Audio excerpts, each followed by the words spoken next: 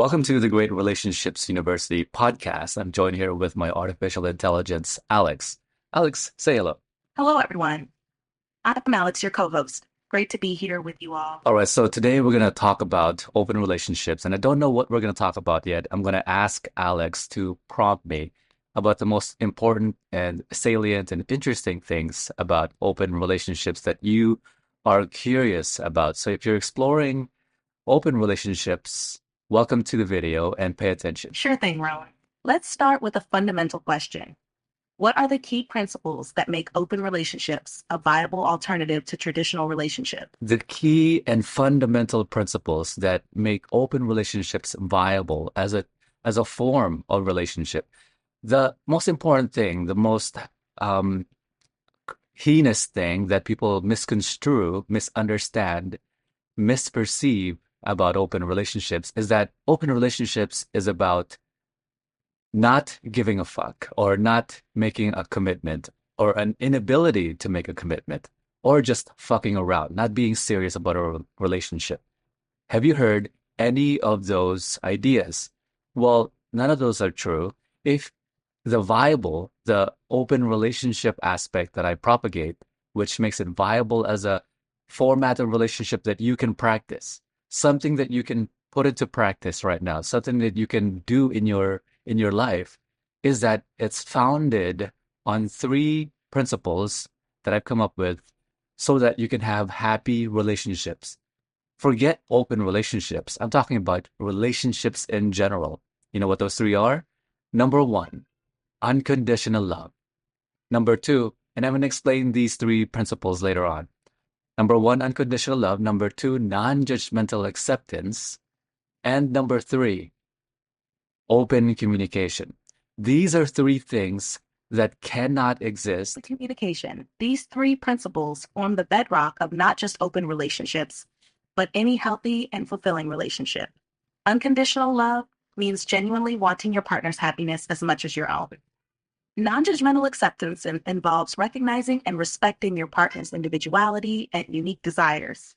And open communication encourages honest dialogue without fear of judgment or punishment. How do these principles help overcome the challenges and misconceptions about open relationships, Ron? That was incredibly smart of her because I trained her. But firstly, let's dive deep onto those three principles for today's video because those are very important. In fact, she said something which you might note it's incredibly important. And what she said was these principles apply to any relationship, not just open ones. And this is absolutely true. But I go even further and deeper than that. I say that no other format of relationship can facilitate those three things. In other words, let me say that in a different way. No other format, style of relationship can facilitate unconditional love. Did you get that? Non-judgmental acceptance and open communication. Let me explain. Now, there are people who think that open relationships. Let's break these down, starting with unconditional love. This means genuinely wanting your partner's happiness as much as your own. It's about understanding that their joy and fulfillment are just as important as yours. In a traditional relationship, this can often be compromised by possessiveness or jealousy. In an open relationship, however, this principle is at the forefront because it requires a deeper level of trust and understanding. Now, moving on to non-judgmental acceptance. This is about recognizing and respecting your partner's individuality and unique desires. It acknowledges that while you connect on many levels, you won't connect on all, and that's perfectly fine. This principle fosters an environment where both partners can express their true selves without fear of judgment. Lastly, open communication is crucial. It encourages honest dialogue about needs, desires, and boundaries. In an open relationship, this is especially important because it ensures that both partners are on the same page and can navigate their relationship dynamics with clarity and mutual respect. Ron, could you share some examples or experiences that highlight how these principles have made a difference in the relationships you've guided? So I'm going to go deeper into what she just pointed out. Those are absolutely true because we did the podcast before and she knows that. And I say that no other format or style or platform or relationship can facilitate those three things. No other style of relationship can facilitate unconditional love, non-judgmental acceptance, and open communication. Because a lot of people think that open relationship is like polyamory, but even polyamory is a closed format of relationship. Did you catch that? Polyamory is a closed style of relationship. Why? Is because polyamory merely, well, originally it's different, but the way polyamory is practiced today is that you just have multiple partners in a closed relationship. So polyamory originally actually means multiple loves without limitation. The limitation is put on by rules by individuals, not biological rules, but individual subjective epithets, individual ideas. This is how we practice relationships, by ideas of people whom we follow, a lot of which they're taught to us from a time immemorial. We don't remember when we've learned them, we just learned them. So, unconditional love is your genuine desire and wanting for your beloved's happiness, well being, and actualization, as Alex pointed out here. Can you have unconditional love in a closed relationship? The answer is no.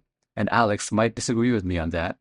But you can't have unconditional love in a closed relationship because a closed relationship has a clause in it, a rule in it that prohibits you from pursuing the thing that you would like, even if that thing that you would like is in the moment with a particular individual, a person who is not your partner. Do you understand? Let's say you have a romantic sexual relationship with someone who you like, admire, and adore, whether you just want to have fun, whether you're just bored, whether your partner is in a different country and you would like to have you're bored and you like to have some fun with someone you like, admire, and adore, and they're pretty great. They're a great person. What's stopping you from doing that? Well, in a close relationship, the rules and stipulations in a close relationship prevent you from pursuing the thing that you would like, which is not part of unconditional love. You can't love them unconditionally. You have to love them conditionally. You would love them conditioned by the rules of the stipulations of the relationship. An open relationship says, the one that I propagate, that we propagate, is saying that what makes you happy, I want that for you. I want to support that, whether or not I'm involved. If you're bored, if you want to have fun with an individual who I don't know, who I presume you've vetted, you think is a great person, I want that for you. How can I help you? Would you like me to introduce you to? Do you need a ride home after your encounter with them? Whatever that is, you want that for them. That is unconditional love, which only an open relationship can facilitate. And of course, non-judgmental acceptance is recognizing that people are going to be people. Humans are going to be humans. They're going to have human biology, which have particular desires, and we're going to free ourselves from the inhibitions of the ideas of how a relationship should be and allow the person to be themselves.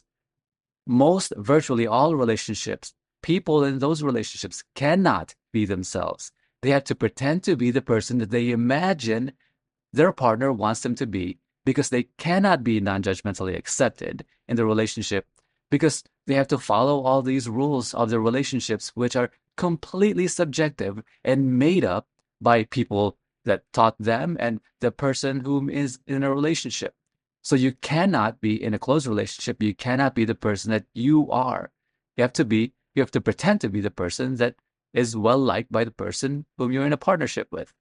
Open communication is you're allowing each other so that to communicate so that you don't feel you're going to be emotionally blackmailed, emotionally punished and manipulated by simply speaking the truth, speaking who you are. Oh my God, I like that girl. Hey, I had this particular experience with this girl last night. It was incredibly sexy and hot, and there was cum all over her face, or whatever the case is.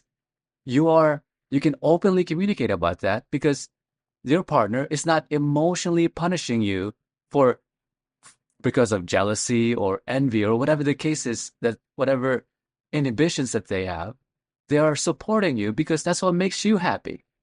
You understand? You have any final notes for us, Alex, before we close out this podcast? That was an enlightening discussion on the core principles of open relationships. To everyone watching, remember that these principles of unconditional love, non-judgmental acceptance, and open communication are vital for any healthy relationship. If you're interested in exploring more about open relationships or just enhancing your understanding of relationships in general, stay tuned for more episodes. Don't forget to like, share, and subscribe to our channel for future content. And for more resources and training, visit doitgreatrelationshipsyou.com. That's you as in the letter U.com. Thanks for joining us today, and we'll see you in the next episode. See ya.